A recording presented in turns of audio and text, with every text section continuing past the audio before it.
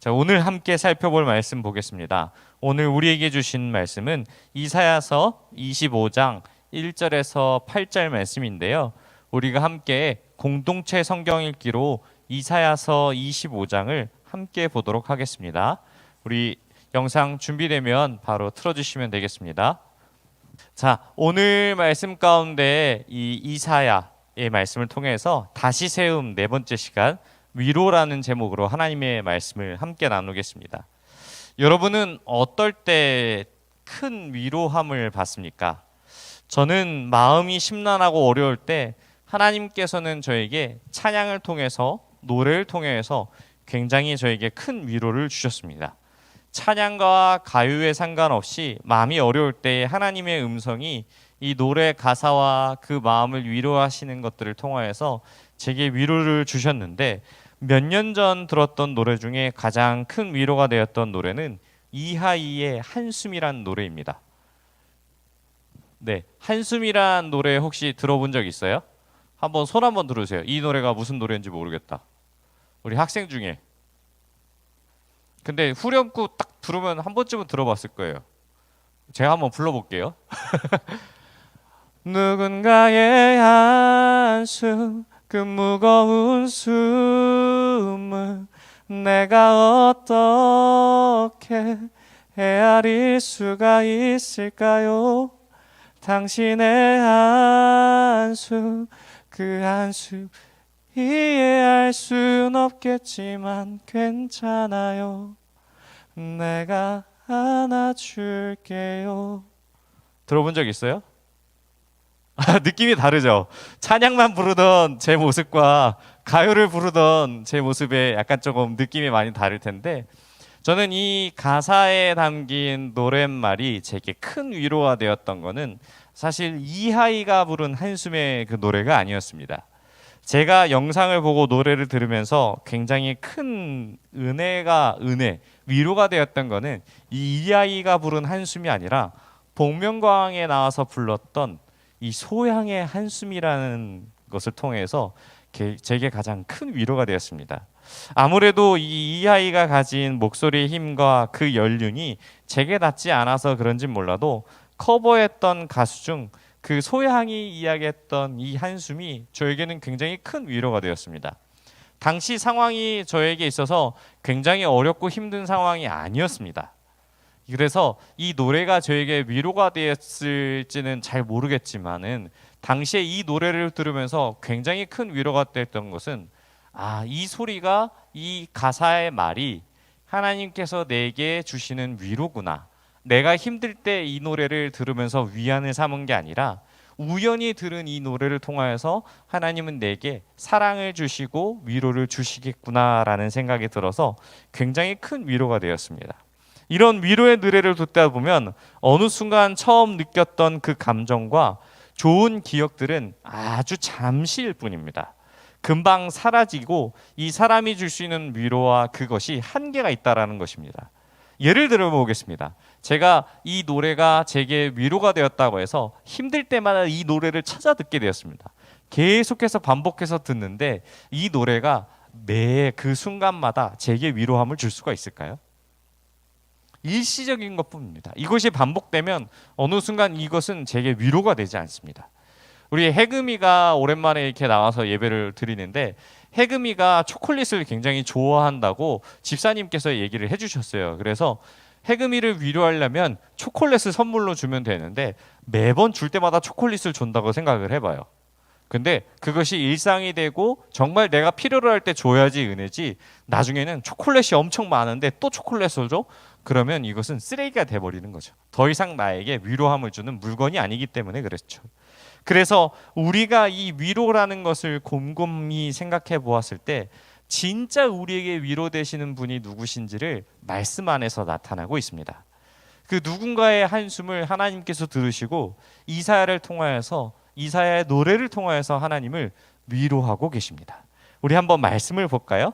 자, 우리 25장 우리 1절 말씀입니다. 우리 이사야서 25장 1절 말씀을 함께 읽도록 하겠습니다. 시작. 여호와여, 주는 나의 하나님이시라. 내가 주를 높이고 주의 이름을 찬송하리오니 주는 기사를 옛적에 정하신 뜻대로 성실함과 진실함으로 행하셨음이니라. 아멘. 이 말씀을 통해서 우리가 첫 번째로 느낄 수 있는 것은 바로 여호와 하나님이 나의 하나님이라는 사실입니다. 우리는 이 말씀을 통하여서 큰 위로함을 받습니다. 여러분들 하나님이 나의 하나님이지 누군가의 하나님이라는 사실을 잘 이해하기 어렵습니다. 보통 이것이 관계가 되면은 이것을 통해서 하나님이 나의 하나님이라는 사실을 깨닫게 되고, 역사하신 하나님이 이스라엘의 하나님이 아니라 나를 위로하기 위해, 나를 구원하기 위해 오신 하나님이라는 것을 깨닫는 순간 굉장히 이것이 큰 위로가 됩니다. 누군가의 한숨을 위해 이 사람들을 불렀지만 소양은 수많은 사람들을 향하여서 하나님의 진정한 위로가 얻기를 바라는 마음에서 불렀을지 모르겠습니다. 여러분들 기회가 되면 그 영상을 꼭 보셨으면 좋겠습니다. 그 사람이 노래하는 것이 단순히 사람을 위해서 노래하는 것이 아니라 아무래도 하나님의 은혜를 받은 사람이기 때문에 그 은혜를 경험해 쓰는 마음에서 그러한 마음을 담아서 불렀기 때문에 제가 그 마음에 움직였던 것이 아닐까라는 생각이 듭니다. 때론 여러분들의 마음 또한 마찬가지입니다. 여러분들의 어떠한 마음으로서 위로할 수 있겠습니까? 남자친구 혹은 여자친구와 헤어졌을 때 제가 가서 아무리 얘기를 해봤자 여러분들에게 큰 위로가 되지 않습니다. 단순히 저는 여러분들을 위로하면은 그냥 옆에서 있어주면서 많이 힘들지? 수고했어. 그러다가 또 다른 남자, 또 다른 여자 만나. 어차피 결혼 못하면 다 헤어지게 돼 있어 라고 이야기를 하면서 격려할지 모르겠지만 이 격려하는 것들이 여러분들에게 큰 위로가 되진 않을 것 같습니다. 오히려 강사님 짜증나요, 저리 가요 이렇게 얘기할 수도 있을 텐데, 진심 어린 마음으로 위로하면은 그 사람의 위로를 반갑게 받을 수 있을 것이죠. 그래서 이 사람이 이야기를 할 때에 이 여호와여 주는 나의 하나님이시라라는 고백을 통해서 이 수많은 이스라엘 백성들은 현실에 당한 고난에서 이것이 참 큰 위로가 되었을 것입니다. 이스라엘은 본질적으로 잊고 있던 것이 하나님이 우리의 하나님, 나의 하나님이라는 사실을 잊었기 때문이죠. 하나님께서 이사야를 통하여서 심판을 내리셨고 그 심판을 통하여서 다시 세우는 과정에서 심판을 내린 하나님은 더 이상 나와의 관계가 끊어졌다라고 생각을 했을 것입니다. 우리가 하나님을 열심히 섬기고 하나님께 예배하는 사람이었는데 그 성전이 무너지자 이스라엘은 하나님이 우리를 버리셨구나라고 생각을 했을 것입니다. 그런데 선지자를 통하여서 여러분들은 다시 세워질 것이며 어떻게 세워질지를 구체적으로 이야기하고 있죠. 우리 말씀을 한번 더 볼까요? 시편 23편의 말씀을 보면은 이 23편 5절에 우리에게 큰 위로가 되는 말씀이 있습니다. 여러분들 성경책 혹시 있어요?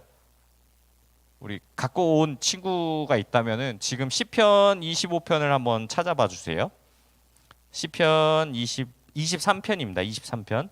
시편 23편 5절 말씀입니다. 왜 우리에게 이런 말씀이 큰 위로가 되는지를 한번 보도록 하겠습니다. 시편 23편 5절 말씀입니다. 우리 성경책 가진 친구들은 함께 찾아서 읽도록 하겠습니다. 함께 읽겠습니다. 시작. 주께서 내 원수의 목전에서 내게 상을 차려주시고 기름으로 내 머리에 부으셨으니 내 잔이 넘치나이다. 우리가 잘 알고 있는 이 23편의 노래는 이 다윗의 시입니다. 그런데 이 노래와 오늘 우리가 들었던 이 이사야의 말씀의 노래가 굉장히 우리에게 큰 위로가 되는 것은 바로 하나님께서 잔치를 차려주신다라는 것에 굉장히 큰 위로가 됩니다. 하나님을 찬양하며 하나님이 하신 일들을 노래할 때에 과거에 있었던 하나님의 은혜를 기억하면서 새롭게 지금 우리에게 주어진 난관과 어려운 환경 가운데 그 과거에 우리를 위해서 일하셨던 하나님이 지금도 역사하신다라는 사실을 깨닫게 됐을 때 우리는 이 마음 가운데 큰 위로가 됩니다. 왜냐하면 우리가 이 사실을 아프고 어렵고 힘든 순간에 하나님께서 나를 건져내실 것을 믿어 의심치 않기 때문에 그렇습니다. 그 가운데 우리가 말씀을 찾아봤던 시편 23편의 말씀도 같은 이야기입니다. 다윗의 상황은 여전히 어렵고 힘들었지만 어떻게 고백하냐면 주께서 내 원수의 목전에서 내게 상을 차려주시고 기름으로 내 머리에 바르셨으니 내 잔이 넘치나이다 라는 고백을 하게 되는 것이죠. 이 시인의 고백 가운데는 이 우리에게 은혜가 되는 것은 하나님께서 바로 이 잔치를 열어주신다는, 상을 주신다라는 부분입니다.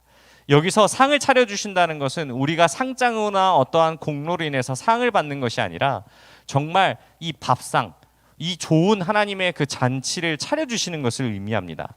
힘들고 어렵고 늘 순간 힘들었던 그 순간에 하나님께서는 이 이사야를 통하여서 2절과 3절에 이렇게 얘기합니다. 주께서 성읍을 돌 무더기로 만드시고 견고한 성읍을 황폐하게 하시며 외인의 궁성이 성읍이 되지 못하게 하사 영원히 건설되지 못하게 하신다. 강한 민족이 주를 영화롭게 하며 포악한 나라들이 성읍이 주를 경외하리이다. 이 자신의 나라를 대적하던 수많은 강대국들의 성읍들이 무너지기 시작합니다. 원수의 그 멸망을 목전에서 확인하는 순간들을 보게 하신다라는 것을 말씀을 통해 위로해주고 계십니다. 그뿐만이 아닙니다. 나라의 성읍에 이 사람들을, 그 하나님을 대적하던 사람들이 하나님의 그 심판과 놀라우심을 보고 경외할 것이라고 이야기합니다. 뿐만 아니라 좀 전에 이야기했던 잔치를 한번 볼까요? 잔치가 어디에 기록되어 있냐면 6절 말씀입니다. 우리 6절 말씀을 함께 읽도록 하겠습니다. 시작. 만군의 여호와께서 이 산에서 만민을 위하여 기름진 것과 오래 저장하였던 포도주로 연회를 베푸시느니 곧 골수가 가득한 기름진 것과 오래 저장하였던 맑은 포도주로 하실 것이며. 저는 이 말씀을 딱 읽자마자 시편 23편 5절 말씀이 딱 떠올랐습니다. 한번 상상해 보겠습니까? 나를 대적하던 원수들이 쫙 앞에 있고 그들은 심판받아서 너무 힘들어와서 골골대거나 생명이 끊어지는 순간에 하나님께서는 내 앞에서, 원수가 바라보는 그 앞에서 시온산에서 거한 상을 차려주십니다. 그리고 그 골수가 가득한 그 기름진 고기와 정제된 맑은 포도주로 나를 대접해 주실 때 그 내 마음이 어떻겠습니까? 그 사람들의 그 피폐하던, 나를 핍박하던 사람들이 역전이 되어서 하나님께서 내게 상을 베풀어 주실 때 내 잔이 넘칠 수밖에 없지 않습니까? 내게 주시는 그 기쁨이 그 어떤 순간보다 넘치지 않겠습니까? 이것이 우리에게 있어서 굉장히 큰 위로가 됩니다. 한번 떠올려 보겠습니다. 우리의 마음 가운데 진짜 중요한 것이 있다면 하나님께서 우리에게 이 잔치를 베푸르셨다라는 것에 우리는 초점을 둘 수 있습니다. 그래서 이 땅에서 어떠한 순간을 살아가든지 어떠한 현장에서 그 어떠한 고난 가운데 있든지 하나님의 말씀을 신뢰하면서 붙잡을 수 있는 것이죠. 우리 여자친구들에게 가장 큰 위로가 되는 것은 무엇일까요? 보통 이 사람들의 마음을 알아주는 것이 굉장히 큰 위로이며 배고플 때 혹은 내가 필요로 할 때 옆에서 필요한 것들을 공급해 주는 것이 굉장히 큰 위로일 것입니다. 뿐만 아니라 남자친구 또한 이와 마찬가지입니다. 하나님께서 우리를 이렇게 택하사 모든 순간마다 공급해 주시고 이 대적들을 물리치시고 이 상을 차려주시는 그 기쁨을 우리가 누릴 때에 진정으로 우리는 찬양을 통하여서 하나님이 일하심을 노래하면서 우리는 이것을 위로받을 수 있는 것이죠. 오늘 여러분들이 찬양했던 찬양 가사 중에 우리가 한번 기억했으면 좋겠습니다. 우리가 이 불렀던 찬양의 가사 중에 이 부르신 곳에서란 부분을 보면은 어떠한 상황에도 나는 예배하기를 원한다라고 고백하고 있지 않습니까? 바로 이러한 고백들을 통하여서 여러분들 마음 가운데 참된 하나님의 위로가 함께하길 소망합니다. 나는 예배하면서 하나님을 찬양하면서 진짜 하나님이 나에게 주신 그 위로함을 받는다. 세상 그 어떤 것으로 의지하면서 채워질 수 없지만 하나님이 내게 주시는 위로로 말미암아 나는 이 말씀을 붙들고 하나님을 찬양하면서 위로하고 찬양 기뻐하면서 예배할 수 있는 것이 나에게 가장 큰 위로가 되는 순간이 올 것입니다. 동의하십니까? 여러분들 어떤 생각을 갖고 있는지는 모르겠습니다. 한 가지 예를 들어 보겠습니다.